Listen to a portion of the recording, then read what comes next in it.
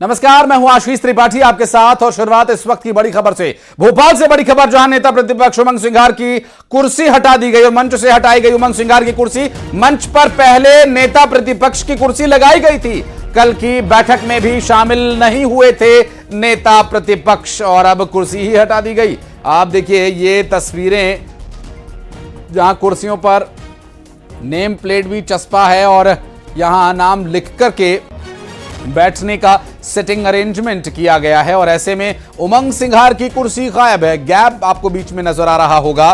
पहले ये कुर्सी लगाई गई थी और अब उसे हटा दिया गया है। बहरहाल कल के बवाल के बाद अब ये खबर और भी महत्वपूर्ण हो जाती है, क्योंकि मंच पर पहले नेता प्रतिपक्ष की कुर्सी को लगाया गया था और कल की बैठक में नेता प्रतिपक्ष के शामिल न होने के बाद क्या ये कदम उठाया गया। और ये देखिए, ये कुर्सी को हटाते हुए वहां पर एक कार्यकर्ता नजर भी आ रहा है और ये तस्वीर अपने आप में बेहद महत्वपूर्ण है, क्योंकि कल की जो परिस्थितियां, जो घटनाक्रम घटे उसके बाद यहां पर यह देखने को मिल रहा है कुर्सी हटा दी गई है। नेता प्रतिपक्ष उमंग सिंघार के लिए जो कुर्सी यहां पर लगी हुई थी उसे अब हटा दिया गया है। ये कुर्सी जहां पर नेता प्रतिपक्ष उमंग सिंघार को बैठना था उसे हटा दिया गया, क्योंकि कल जो बैठक हुई उस बैठक में नेता प्रतिपक्ष उमंग सिंघार शामिल नहीं हुए थे।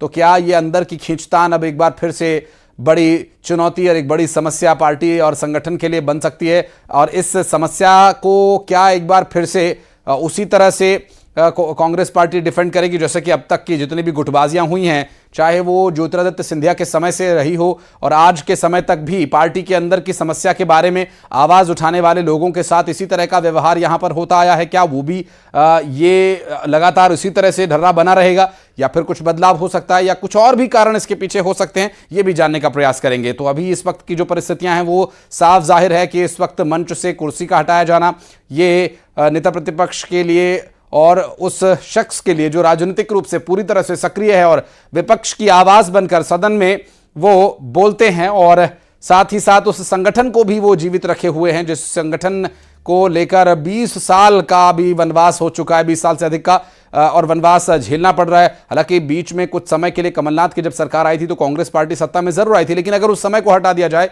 तो 20 साल से ज्यादा का समय हो चुका है कि एक पूरा कार्यकाल कांग्रेस पार्टी का सरकार में रहते हुआ हो। और ऐसे में इस तरह की अगर खींचतान रहेगी या इस तरह के कदम यदि उठाए जाएंगे तो निश्चित रूप से पार्टी के लिए एक समस्या, एक संगठन के लिए चुनौती हो सकता है। बात करेंगे हमारे सहयोगी वासु चौरे से।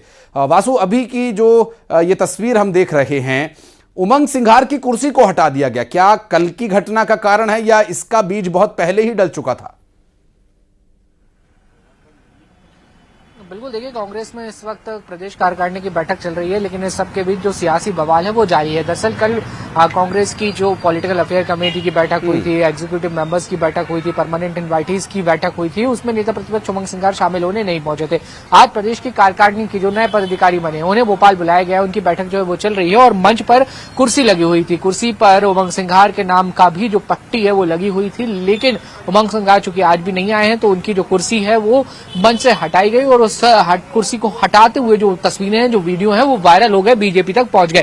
आशीष अग्रवाल जो बीजेपी के मीडिया चेयरमैन है, उन्होंने ट्वीट किया है और कांग्रेस पर तंज कसा है। वो तंज कसते हुए कह रहे हैं कि कुर्सी गई तेल लेने, यही कांग्रेस की हकीकत है, यही कांग्रेस में होता हुआ आया है, यही कल्चर जो है उसको लेकर कांग्रेस आगे बढ़ रही है। बहरहाल इसको लेकर कांग्रेस का यह कहना है कि जो पदाधिकारी, जो जिम्मेदार नेता लोग उस बैठक में शामिल होने के लिए जिनको आमंत्रित किया गया था, उस बैठक में जिन्हें शामिल होना था, उन सबकी वहां पर कुर्सियां जो है वो लगाई गई हैं और उमंग सिंघार की जो कुर्सी है वो किसी दुर्भावना के कारण वहां से नहीं हटाई गई। चूंकि उन्हें इस बैठक में नहीं शामिल होना था, इसलिए जो कुर्सी है वो वहां से बदली गई और उनकी जगह जो पदाधिकारी रहते हैं उनकी कुर्सी को वहां पर लगाने का जो काम है वो किया गया। लेकिन जब इस तरीके की तस्वीरें वायरल हो जाती हैं, बाहर निकल आती हैं, सोशल मीडिया पर अंदर खाने से आ जाती हैं, तो जाहिर सी बात है जो आपके सियासी विरोधी होते हैं वो उसको एक बड़ा मुद्दा बनाने की कोशिश करते हैं और वही चीज जो है वो नजर आ रही है। आशीष, स्वाभाविक है। और राजपाल सिसोदिया जी भी वासु हमारे साथ जुड़ गए, उनसे भी बात करेंगे, एक रिएक्शन लेंगे भारतीय जनता पार्टी से। राजपाल जी, बहुत स्वागत है न्यूज़ 18 पर। नेता प्रतिपक्ष जैसा पद और उमंग सिंघार जैसा नेता कांग्रेस पार्टी जो अभी इस वक्त अगर अस्तित्व में है तो उसमें एक बड़ी भूमिका इस शख्स की है। एक बड़ी बैठक से वो गायब हैं पार्टी की, और दूसरी बार जब दूसरे दिन का ये सेशन शुरू होता है राजपाल जी, तो वो कुर्सी हटा दी जाती है उनकी कि ठीक है, अगर वो नहीं आ रहे हैं तो कुर्सी हटा दें। ये आंतरिक खींचतान विपक्ष को कमजोर कर रही है। वैसे तो ये कांग्रेस का अंदरूनी मामला है, इसमें बहुत ज्यादा भारतीय जनता पार्टी के प्रवक्ता के नाते मुझे बोलने का कुछ रहता नहीं है। परंतु चूंकि विषय है और आपने मुझे जोड़ा है तो मैं इतना जरूर कहना चाहता हूँ कि मध्य प्रदेश की कांग्रेस पार्टी जो है वो जीतू पटवारी जी के नेतृत्व में लगातार कमजोर होती चली गई है। हमने उदाहरण देखा पिछले 8-10 महीने में आप देखे हैं तो रिकॉर्ड बना है देश के अंदर सबसे ज्यादा कांग्रेस के नेताओं कार्यकर्ताओं को कांग्रेस छोड़ने का, तो वो मध्य प्रदेश में बना है और वो जीतू पटवारी जी के नेतृत्व में बना है। कार्यकारिणी आज तक कांग्रेस की इतनी विलंब से डिक्लेयर नहीं हुई जितनी विलंब से डिक्लेयर आधी अधूरी कार्यकारिणी जीतू पटवारी जी ने की। जीतू पटवारी जी की विश्वसनीयता कांग्रेस में नहीं है, कांग्रेस के नेता उनको अपना अध्यक्ष मानने को तैयार नहीं है। वरिष्ठ नेता तो जीतू पटवारी जी की छिचोरी हरकतों की वजह से उनकी बैठकों में जाना बंद कर चुके हैं। मैं बहुत गंभीरता से शब्द बोल रहा हूँ, छिचोरी हरकत।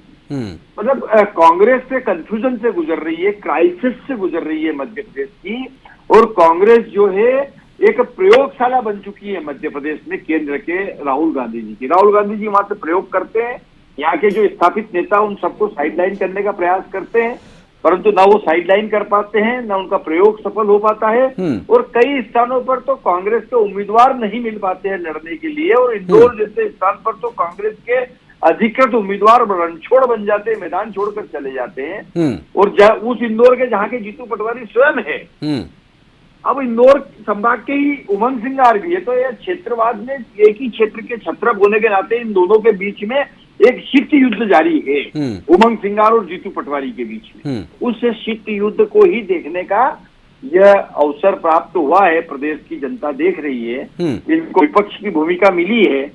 और मैं लौटूंगा। रविंद्र जी हमारे साथ जुड़ गए कांग्रेस पार्टी से। रविंद्र जी, एक तस्वीर सामने आई है कि मीटिंग में एक कुर्सी जिस पर कि लिखा हुआ है उमंग सिंगार जिन्हें बैठने के लिए सिटिंग अरेंजमेंट की गई थी, लेकिन उस कुर्सी को हटा दिया गया। क्या एक बार फिर से मीटिंग में उमंग सिंगार नहीं पहुंच रहे हैं? नहीं, ऐसा तो नहीं। उमंग सिंगार पार्टी के नेता हैं, हमारे नेता प्रतिपक्ष हैं मध्य विधानसभा में। जी जी। तो ऐसा तो नहीं है कि नहीं पहुंचेंगे। हाँ। और इस तरह का कोई मतलब मामला तो सामने नहीं। नहीं, तस्वीर अगर आप न्यूज़ 18 देख पा रहे होंगे तो तस्वीर में वहां दिखाई दे रहा है कि उमंग सिंगार जी के नाम की कुर्सी को वहां से हटाया जा रहा है। कल की मीटिंग में भी पॉलिटिकल अफेयर कमेटी की बैठक में भी वो नहीं बैठ पाए थे। नेता प्रतिपक्ष ऐसा महत्वपूर्ण पद उनके पास है, वो मीटिंग्स में क्यों नहीं पहुंच पा रहे हैं? बहुत व्यस्तता है क्या? व्यस्तता भी एक कारण हो सकता है, और दूसरी चीज राजनीति में जो व्यक्ति है उसके पास व्यस्तता होना स्वाभाविक है। और ये पार्टी की मीटिंग तो पार्टी का इंटरनल मामला है, उसमें नहीं पहुंच पाए होंगे किन्हीं कारणों से। ये ऐसा नहीं है कि उससे कोई आपस में विवाद है, ऐसा कुछ नहीं है।